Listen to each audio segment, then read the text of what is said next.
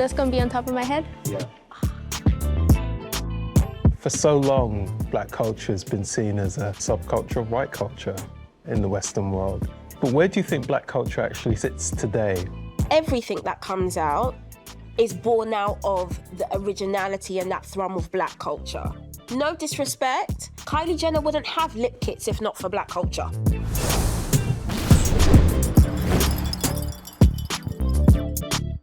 Generation after generation, black, predominantly youth, come up with world-changing sounds. The richest artist in the world is black. The Beatles, with their incredible sales, they're the only group to have more #1 albums than Jay-Z. And their whole foundation was black music. They've said it themselves. What that indicates to me is that our intellectual property is valuable. I see black culture as too big for the word culture.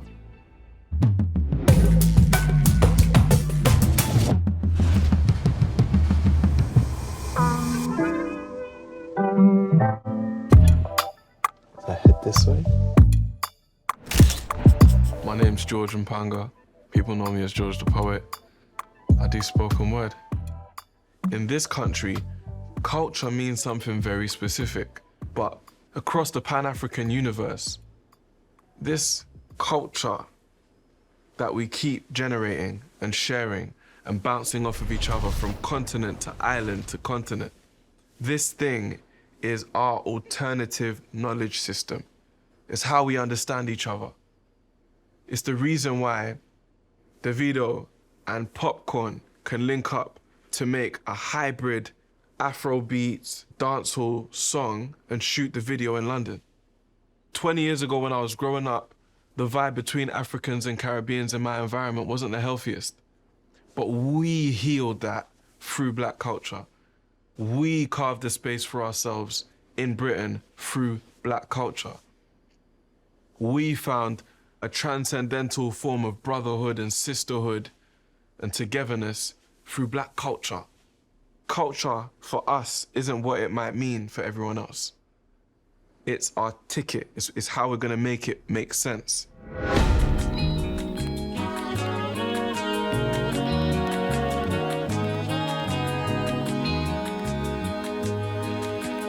The culture and the styles and the trends and the slang that we have is born out of something that is so rich and old, but out of something that has had to, by its nature, constantly had to innovate.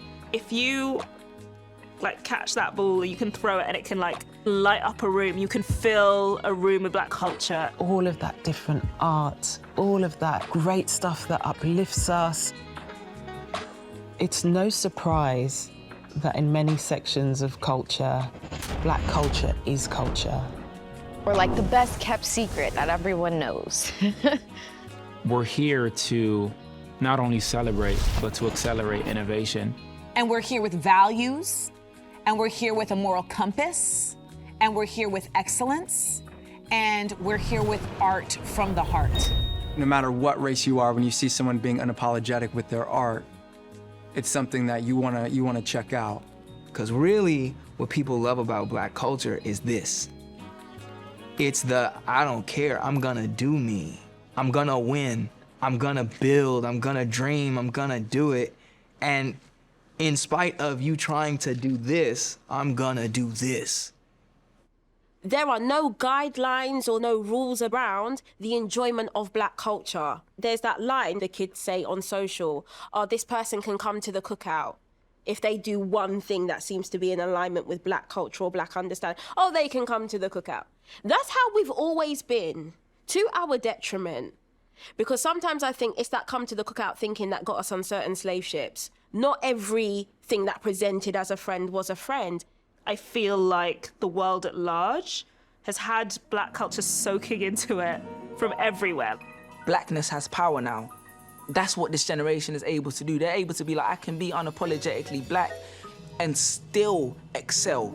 I can still enter these spaces and bring black ideas into these spaces and let them excel as black ideas, not black ideas on a white product. Success as a black person is real. You can have it, and you can have it in whatever way you want. You don't have to speak nice. You don't have to play the game. You don't have to be a stereotype. Now that I've sort of found this voice that's kind of been hiding. Like, I've never felt so powerful. I feel unstoppable. You turn up that music, you cook that food, you put some seasoning on whatever you're cooking, and we are good to go. And we will invite you and befriend you. When we're talking about black culture, from whatever country or continent, they bring a certain flavour. And you can't help but be put under a spell of sorts. I think that we are one of the greatest generations of the last century.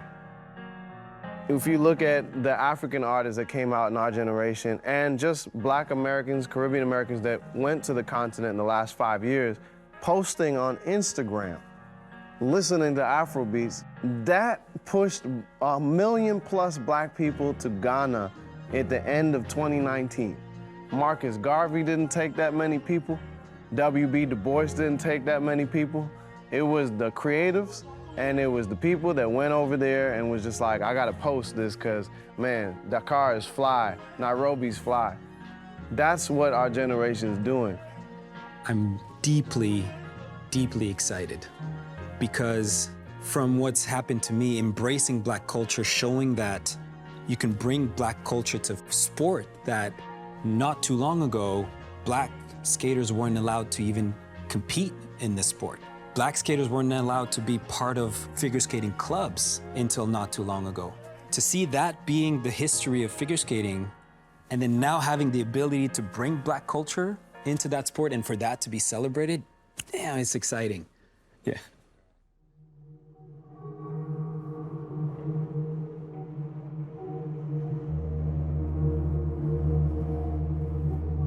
How has George Floyd's murder impacted on you?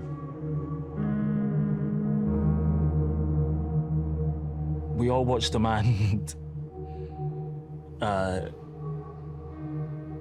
die, get murdered for like 9 minutes, and people were marching for their lives. How many more people that look like you do you have to see being slain in such a callous way? Like, how many more? I think it woke up every black person around the world, you know what I mean? And it made us all understand in that moment where we were in society. There was a shift in people finally talking about an injustice. That was most probably the first time ever I felt like I need to say something. I just thought I can't come into work on Monday being like, hi guys, how's your weekend, like I usually do, because I just know I don't mean it. Well, good morning, guys. Now, as you know, at Radio 1, we talk a lot about mental health. And mine was in a really, really bad way yesterday. I was sat on my sofa, crying, angry, confused at the news of yet another brutalised black body. Knowing how the world enjoys blackness and seeing what happened to George, we, black people, get this idea that racism, and in this case, anti-blackness, is just name-calling and physical violence, when it's so much more insidious than that. I want to say to our black listeners, I hope you feel seen and heard today. And to those of you that already let me know that you are doing the work to be committed to doing better, I see you. So let's do this. Let's all be anti-racist. What I said on the radio that day, I did not expect to spread as far as it did and have the impact that it had. I chose to say what I said because at that point, I literally needed to. And with that moment, I was suddenly called an activist. I had those messages where people said, oh my goodness, I listened to you on the radio say, I can't believe it, this is still happening. And I'm just like, yo, welcome to my world.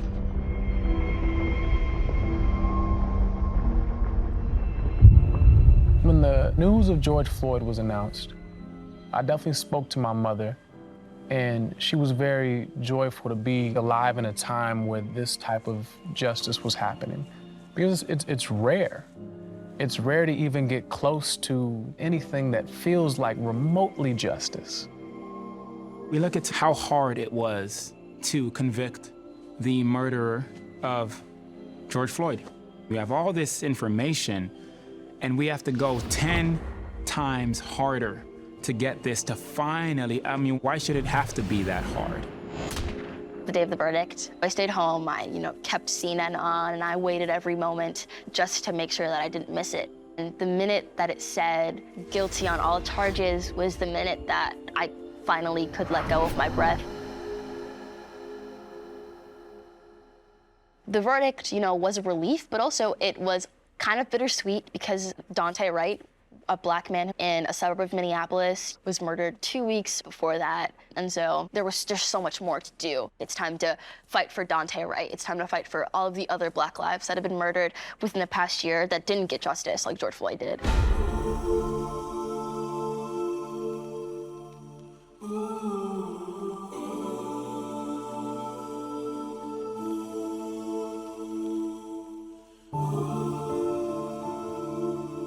The whole world is talking about race for the first time in my life. And I was just thinking, you know what? I'm gonna open it all up. I'm just gonna let it all out and I'm just gonna speak. I've never been so open. I was so scared because I thought I was gonna offend people. I thought I was gonna lose my fans. I thought no one was still gonna understand for so long. Feeling like something's in your head and it wasn't. Every single Black professional I know, all of a sudden, they're the literal spokesperson for race in their personal and professional life. I don't know why people see it like this, but they made it like a trend. Oh, let's put Black people in the forefront so we can look good, be like, hey, Black person.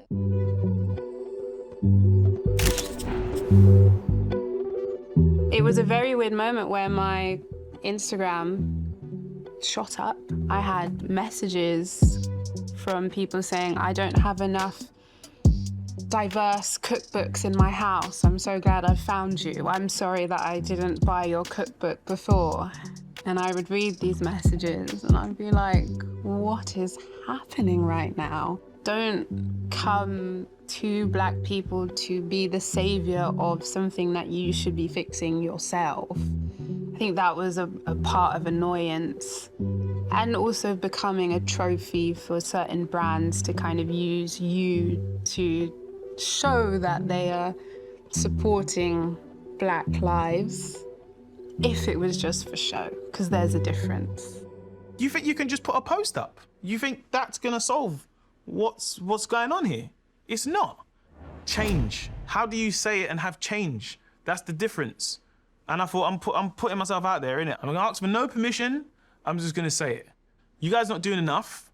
If you really wanna change the landscape of the industry you're in, start changing it. It's not gonna happen with a post. Your actions show that Black Lives Matter.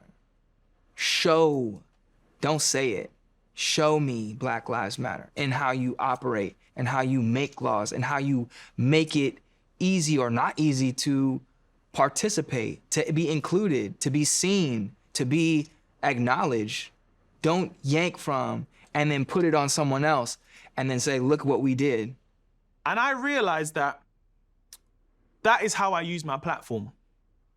As soon as I put that up, had a call. How can we change things, Mo? I think the first time I'd really used my platform to really feel like I had changed something. I remember after that call, I was shaking because I was like, rah, I never felt this kind of adrenaline before. I hate that it took another murder of a Black person. I hate that it took me breaking down at my day job for the penny to drop for non-Black people to be like, oh, wow, this is real. There's a problem here. All you've been taught is your history and you're not shown what happens to people that don't look like you. You're not gonna know certain stuff and stuff is gonna be like, oh my God, I can't believe it. Educate yourself. I was able to use my voice at the right time and see, even if it's small, you're just like, cool, at least you listened and implemented something that was small, but at the same time, I was like, thank you. That's all we kind of really wanted, was just someone that would just listen to us and just hear us out. I think that it's really important for organizations and institutions and people who do want to make a change to not necessarily go for the most famous person when they want to make a statement, but actually to look for the people that genuinely have spent their life speaking about, acting on, sacrificing their career to fight for justice and equality, and giving them that pedestal, because they're the one that's going to say something that resonates with people. They're the one that understands the issues in the community. Oh, I'm giving you angles.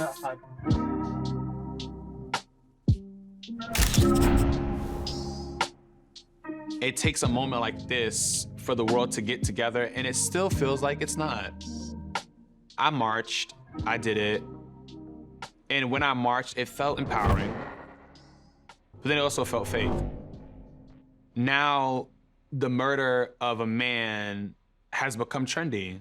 I will never forget, like, there was a text message that was floating on social media of these two girls, Caucasian, and it was like, hey, are you going to the protests and the riots? Oh my God, we should get our riot outfits. We should go fucked up. Like, we should get drunk and then go. This is not a party. This is not a mockery. This is not something that you go and you, for Instagram. Like, no. But that's what it was for a lot of people. At moments it felt real, at moments it felt fake, at moments it felt like a reason for people to just get out the house because they were in quarantine. What bothers me is that people don't take the time to actually understand what's happening. They don't. It's like, okay, I'm gonna do it because it's trendy, and that's the shit that's not cute. Don't go and say Black Lives Matter, but you have no Black employees. Don't say Black Lives Matter, but you're really racist. Don't say Black Lives Matter, but you don't support any Black businesses. Don't say Black Lives Matter when they really don't matter to you. Those are the issues. I felt very suspicious from the beginning. From the moment there were black squares posted, I knew this is going to be a maximum 2 weeks, then it's back to banana bread and TikToks and innocent pictures of puppies, because people are going to get exhausted from actually fighting white supremacy. And lo and behold, it happened exactly as I thought it was going to happen. Since George Floyd died, it's still been that same energy for me, where a brand can approach me, and the first thing I do is I go to their Instagram and I scroll back to June to look for their black square that they posted. And then what's happened since that black square, maybe a few black creators and some really cute infographic tiles about how to support black people during this time, and then nothing else. And then now they're coming to me because they want to look like they're playing a part. But for me, if you want to be a part of history, you have to play your part. And it's not supposed to be a fun part to play. Just like for me, it's not fun to say no to money. It's not fun to come back to a brand and say, actually, it doesn't look like you care about Black lives enough. I wish I could tell you how many people, Black and white, who would call me and say, you know, why does it have to be Black Lives Matter? Why can't it just be all lives? Or Black Lives Matter too? That was one I heard a lot. It's like, why the qualifiers? I mean, this is not controversial. It shouldn't be. If you think all lives matter, then this should not shake you in any way, shape, or form. All lives aren't being killed by the police. All lives are not disproportionately being impacted by low wages, mass incarceration, a lack of access to jobs, a lack of access to healthcare, to housing. It's not everybody. It shouldn't be controversial to say things like Black Lives Matter, but it is. The George Floyd moments, it was wild because to have the world watching, specifically white Americans, to actually see it and not be able to flip to the basketball game or the football game. They had to sit with it the way we have to sit with it. It may not feel exactly the same kind of thing, but it was a moment.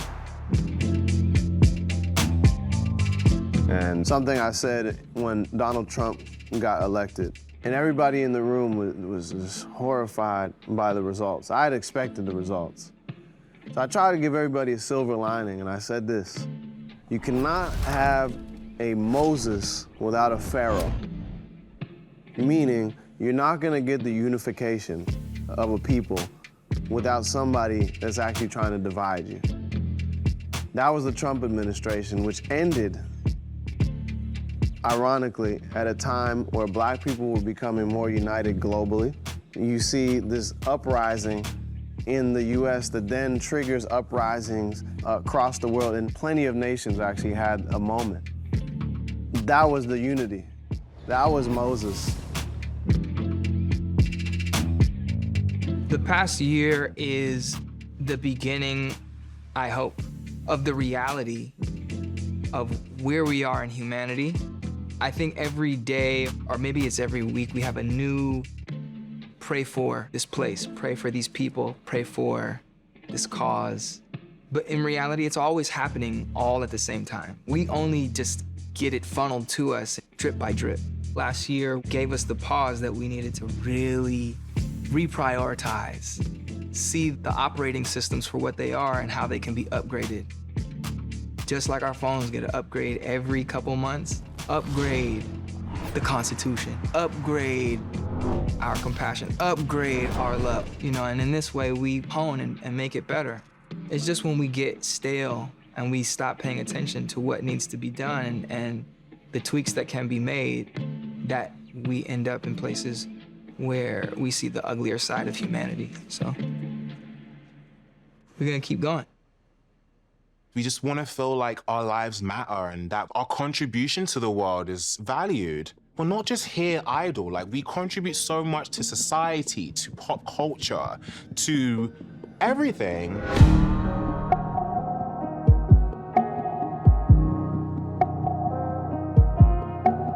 I've never been in the epicenter of anything. I've always been on the edge, looking in.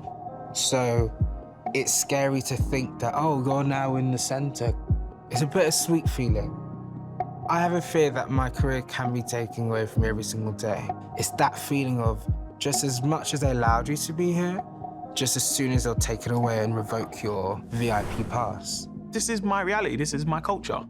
Don't think because I'm Mo Gilligan that goes on TV and wears a suit, that if I'm walking down the street and there's an old white lady, she's still gonna cross the road. She ain't seeing Mo Gilligan. Oh, later show. That's later show Mo Gilligan. Ah, it's all right, man. She's not seeing that. So I still face the realities that you face. Just because I do TV, that hasn't changed. Sometimes when I see someone thriving, living their best life, I'm like, you kind of want to catch them and be like, no, be careful, because we still have that fear. We still have the things our parents taught us. We still have that sense that maybe we're not completely safe. No matter how far we progress, history will come and put its knee on our neck. No matter how much you achieve as an individual, no matter how many boxes you tick. A month after performing at the royal wedding between Meghan and Harry, the police searched me for weapons outside of my parents' home when I was chilling in my car with the engine off. After that incident with the police, a fire was lit within me. Like, no, this is black time. A black mother's womb is a blank canvas that births art into this world.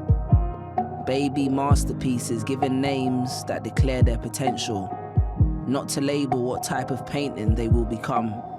From a young age, we are told which colors we should use. Like, let's distinguish between the whites and the blacks, the brown eyes and the blues. It's always been different voices, telling different versions of our story.